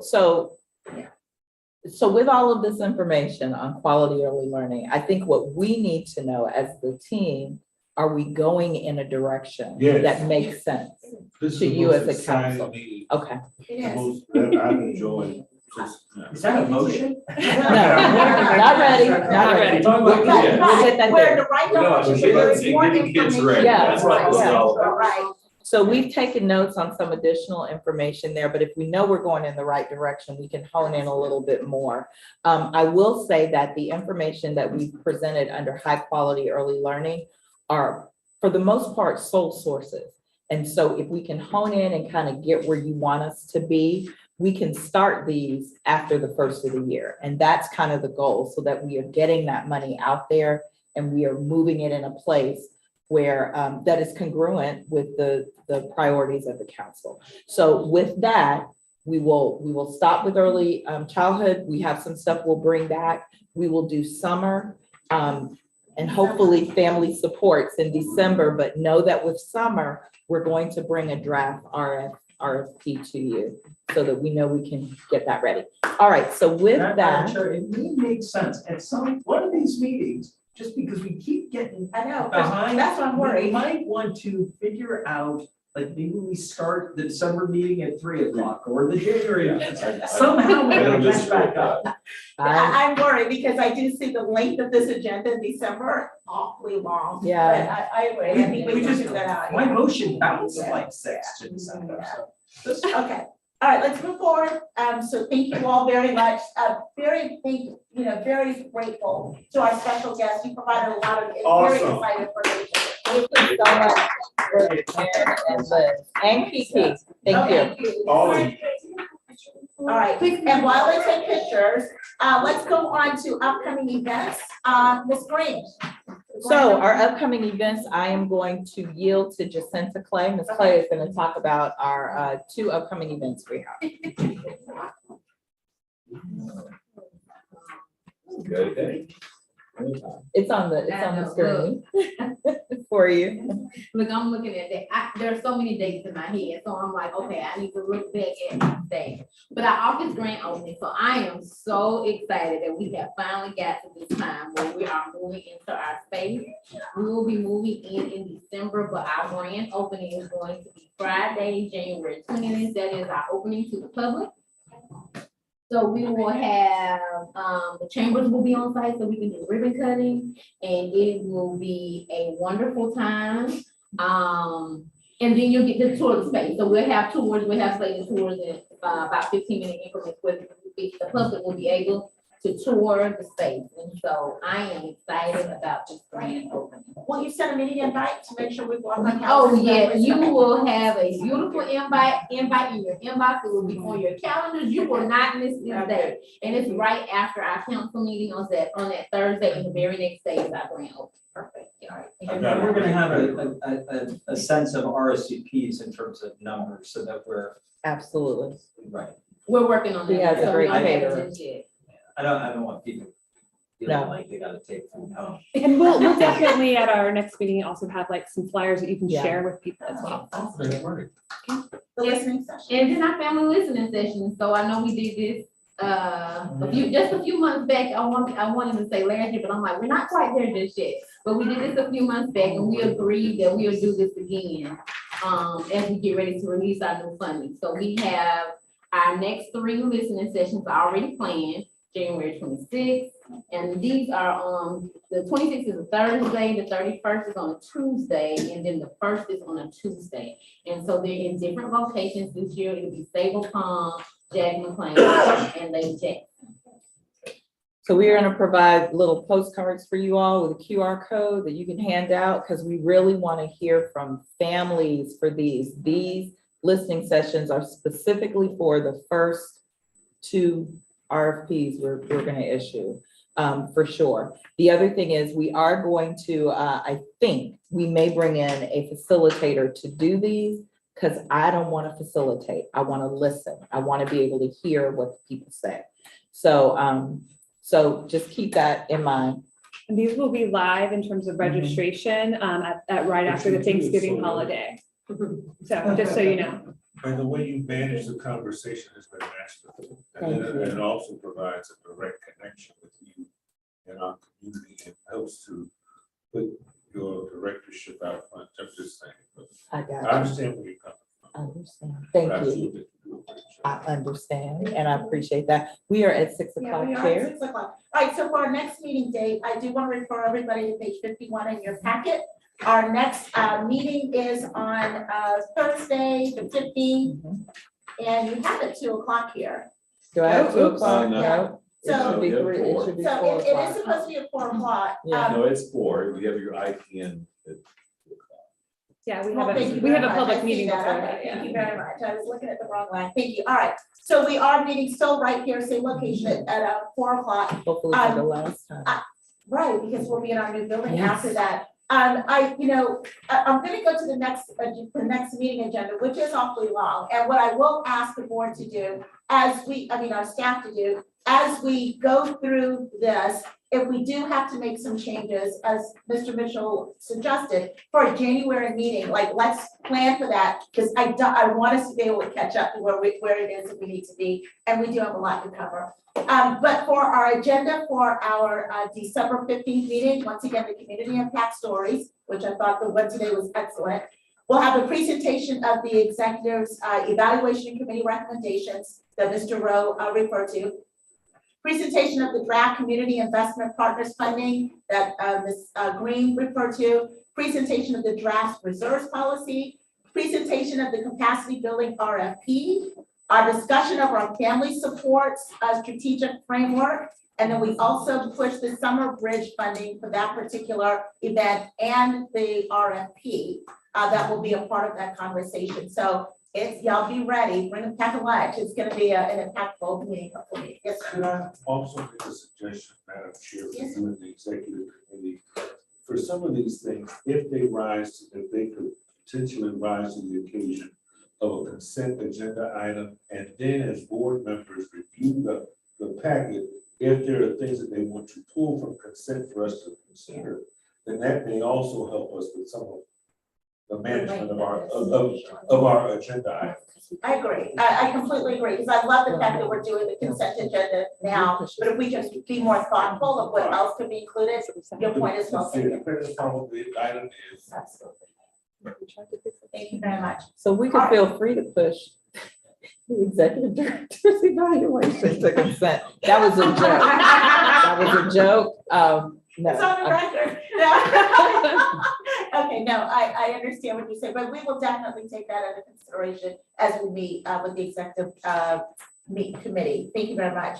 Let's move on to members' comments. Just one briefly, I do want to welcome Ms. Vaughn formally as an official staff member for this particular meeting. Thank you for being here. We definitely value it. Thank you. All right, so we're losing folks. And then 2, Ms. Connor, just tell us about your award briefly before we leave. what are we recognizing you for today? Oh, well, thank you for asking. So Leadership Tallahassee has an annual award ceremony where they honor in three categories. The one that I won for was the leader of the year. Yeah. So, Well, and she's we the represent second you. person from Leon County School District, the first having been Bill Munger. Oh, Awesome. wow. That's That's good. That is an impressive. honor. That's a Yeah, That's a high, high cut. absolutely. yes. And of course, like all good principals, she's a District 3. The best district ever. We value you, Ms. Connor. Thank you once you. again, and congratulations. Thank you very very much. Any other member comments? Mr. O'Brien, you're good? You good? Mr. Mitchell? You good? Any comments? No, okay, just This is a checking. rock star team. Yes, they are. Every engagement beyond, there's a meeting and every engagement in between is absolutely top shelf. And I just think they deserve a round of applause for that. Honestly. Thank you very much, Mr. Jones. All right, if we do not have any other member Move comments. adjournment, Madam Chair. I will adjourn. It is 6:04 p.m. All right.